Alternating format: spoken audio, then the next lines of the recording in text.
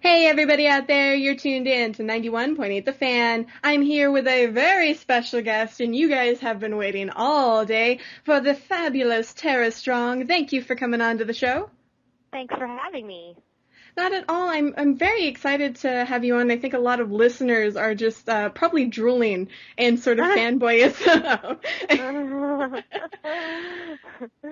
But I was kind of curious because I was looking all over your credits and I noticed you did, both animation and video game work. And I was a little bit curious, video games have become sort of explosive lately. They've become a bigger market. Have you felt you've been doing more of those?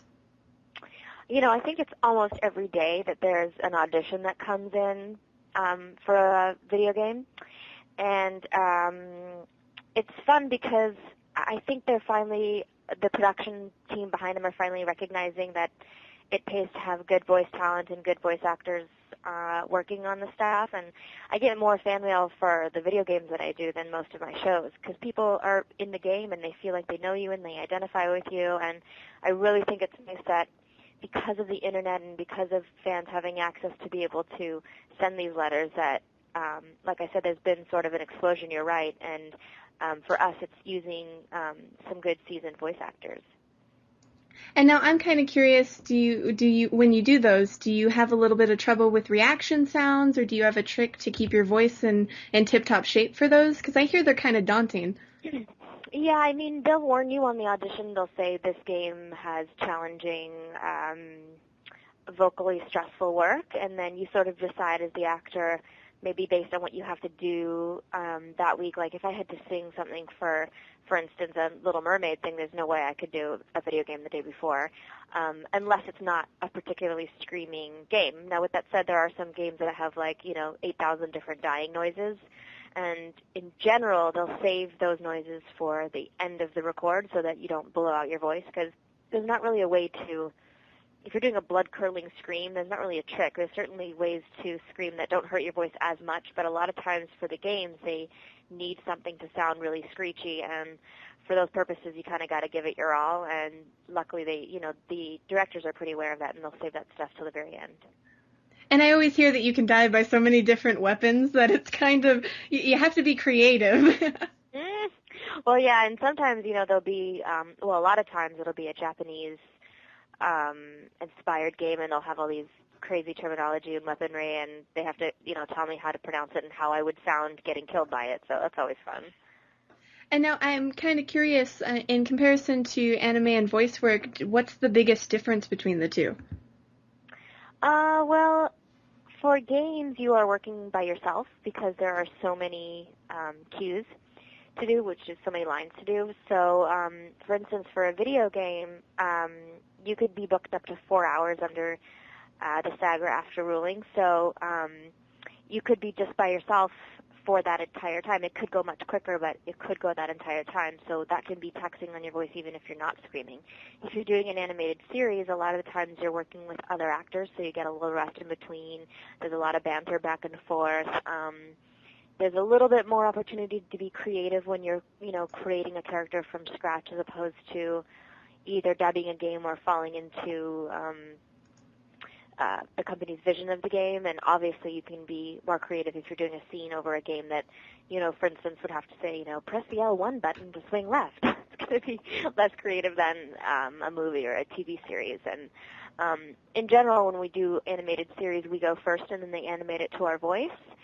So sometimes in games it's already been animated. For instance, Final Fantasy with a ton of dialogue that I had to, watch the screen in a different language and dub it into English and make it make sense and still, I'm very conscientious about the acting and getting all the beats down, but still making it fit lip flaps that are in a different language. Well, I believe you worked with Jack Fletcher on that one. He was the director, and that must have been Uh-huh. a very wonderful experience. We got to talk to him a while back, and he's such a nice guy. Yeah, he is nice. Super nice. Have you gone to work with him or Studiopolis on any other projects? Yeah, I work with them all the time. I was there yesterday doing a brand new movie. I mean, Jack is he's really one of those treasured voice actors. There aren't that many in the business that people really respect and hold on to, and he's certainly one of the treasured ones. Oh, that's really sweet. And now, obviously, I have to ask because we've been sort of, I guess, I don't want to say attacked, but flooded by fans of the latest cartoon that you're a part of, My Little Pony. So I'm curious, do you know about the reaction this is getting from older fans? No, not so much. It's actually become sort of an internet meme. Like there's websites that track memes online, you know, like popular little sayings and whatnot. And ponies have become sort of the next big thing. Most of our demographic is, for example, 18 to 24, and they've gone up by tenfold with your arrival. Wow, I love that. That's fantastic. It's always nice when you're working on something and the fans really appreciate it and let you know. And like I said, when I first started in animation, I was 13, and there wasn't really an internet voice. And then once fans were able to verbalize, who they liked and research the web and find out who's doing the voices of their shows and who's touching their lives or touching their kids' lives or however it is, it's been so nice for us because a lot of the times we're not really appreciated, and then the fans, I can't even tell you how important it is to hear stuff like that, and it makes us feel so good. And recently I had a Make-A-Wish girl, just all she wanted to do was, talk to me and get to know all about voiceover, and it's so touching, to have that kind of impact on people, and that's great. I loved My Little Pony when I was a little girl, and so did Lauren Faust, the artistic director behind it, so that's nice to know. Well, it seems to me that as more time goes on, more people are recognizing the voice actors for their great talent. It's funny, whenever we go to Comic-Con, that's where, a lot of the fans know who we are. And I remember I was walking around with Tom Kenny, who voices SpongeBob, and people were like, "Hey, Tom, hey, Tara." And Tom turned to me and said, "It's like an alternate universe where we matter." That's kind of funny. That's cute, and I know that My Little Pony is a very cute show. Could you tell everybody about your character out there for those who might not know?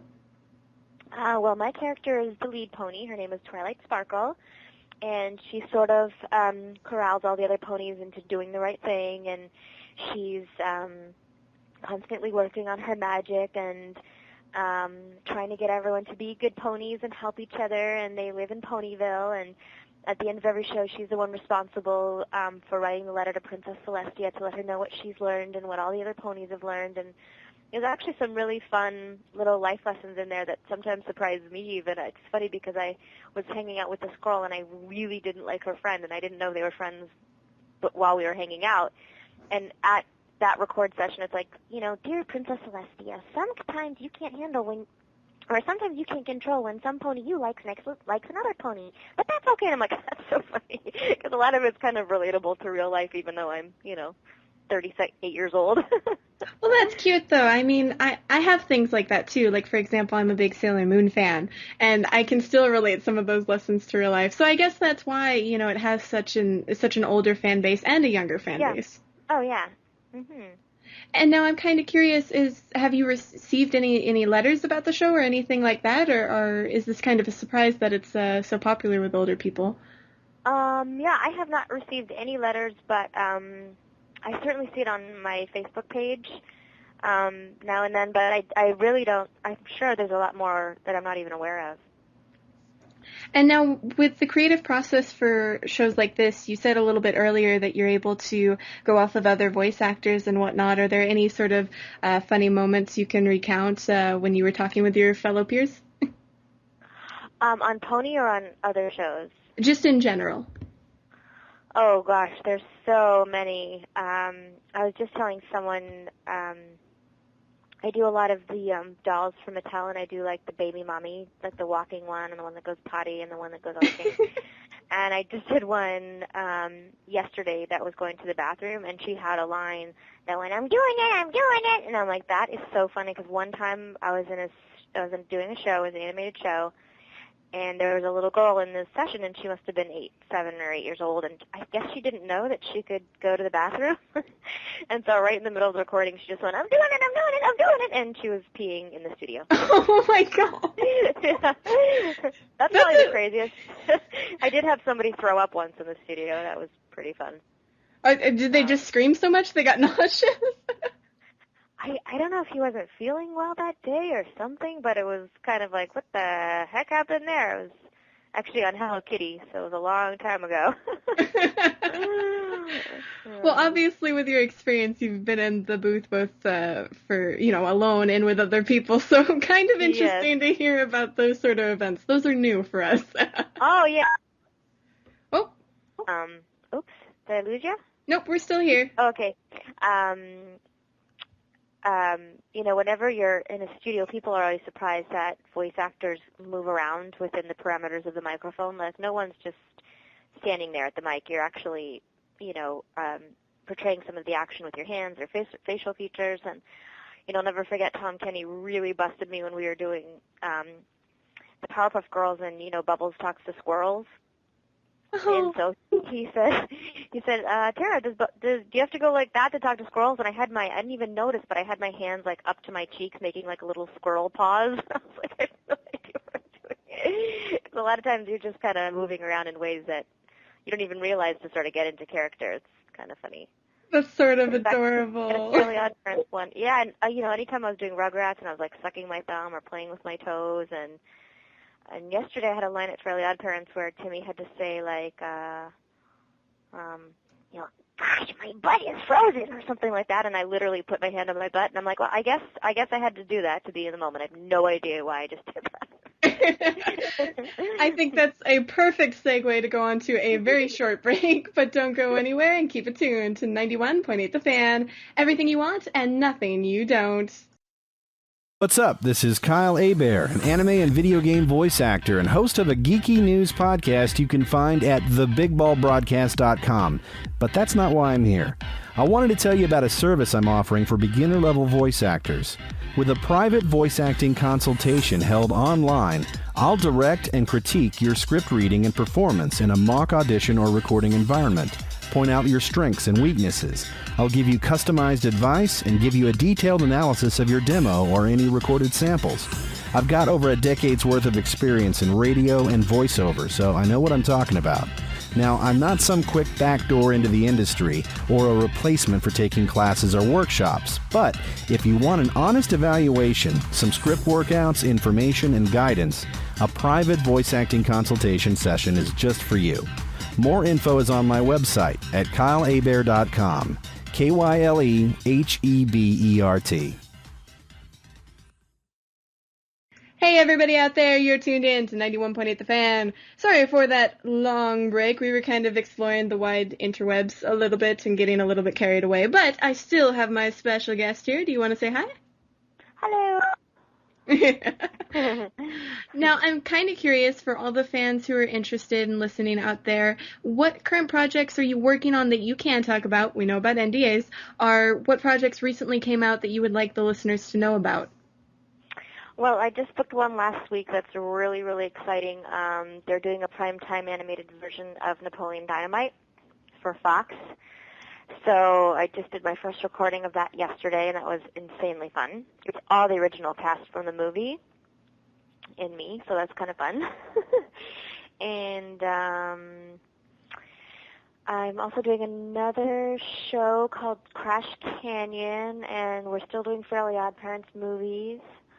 I'm trying to figure out what else I have going on right this second.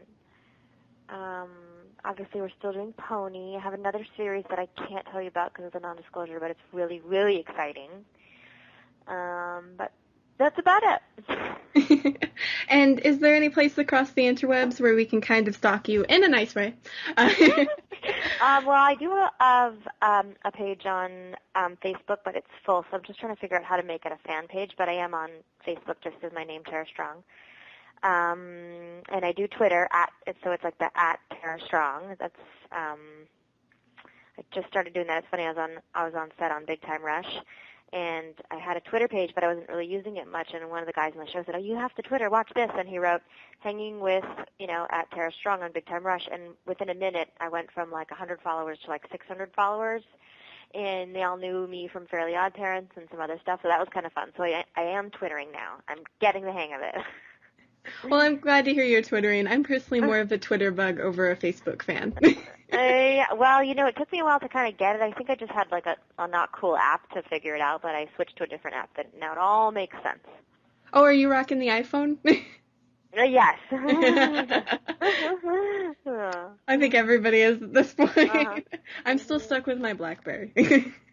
Oh, I'm so sorry. It's okay, I'll live. Though I'm kind of curious, do you have any events coming up, like conventions or anything like that you'll be showing up at? Not that I know of. I mean, I generally do go to Comic-Con, although it's kind of last minute where I'm going to go and what I'm going to do. And then I wish I had known further in advance about this cosplay thing because that was kind of a fun event. But I'll definitely, try to post on Twitter and on Facebook and give fans enough time to make it some places. But I'm pretty sure I'll be at Comic-Con this year. I haven't missed one yet, so. I hear those are very hectic. I usually don't get a chance to go because it's kind of a little bit near E3 and Anime Expo, and it's like it's a big convention. I should, but I need rest. Oh, it's so much fun though. It's really where you go, where everyone just is so appreciative of all the stuff that we do, and it's such a nice. I mean, I brought a girlfriend who didn't really understand our world so much, and she was like, "Oh my God, you're a star!" When she saw everybody knowing me and people dressed as my characters, and it's just so. You have no idea how much it means to the actors to go and see the fans really appreciating us. It's really kind of amazing too. I mean, I always go to a convention, I sort of get an adrenaline rush, and then by the end of it, I crash. Do you ever have after convention blues? Not so much because I miss my kitties, so, I'm pumped from having a really great day, and then I get home and I get to see my little guys, so it's definitely a nice feeling.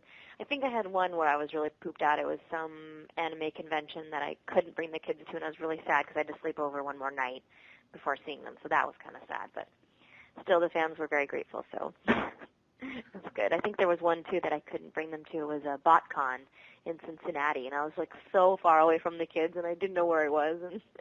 But the Transformers fans were actually really, really great because they're not so used to having a female Transformer, and they're very open arms and welcoming. It was nice. Well, I obviously don't want to be too personal, but that might be kind of interesting to take your kids and be able to see their reaction to the whole sort of geekdom world. Well, it's funny because my oldest son used to say that my voices were dumb until he got to school. And then some of his kids were like, "Dude, your mom's Ben 10? That's cool." And then they're like, "Do the voice." And suddenly he got it. And also, I took his friends to Nickelodeon for class trips. Sometimes they'd go to the fire station, and then with my class we got to go to Nickelodeon or Cartoon Network, and suddenly I was very, very cool. Well, that's one way to win them. Exactly. And now I'm kind of curious, since we're nearing the end of this interview, if you'd be willing to participate in a 91.8 The Fan tradition. Okay. It's not too difficult, but we do put the pressure on you just a little because we asked if you'd be willing to do a radio bump for us live on air. Okay. Awesome. We were wondering if you'd be willing to say, "My name is," you insert your name, "I do this," you insert what you do, and you're tuned into 91.8 The Fan. Okay, and do you want me to say the ponies or just a bunch of shows that I do?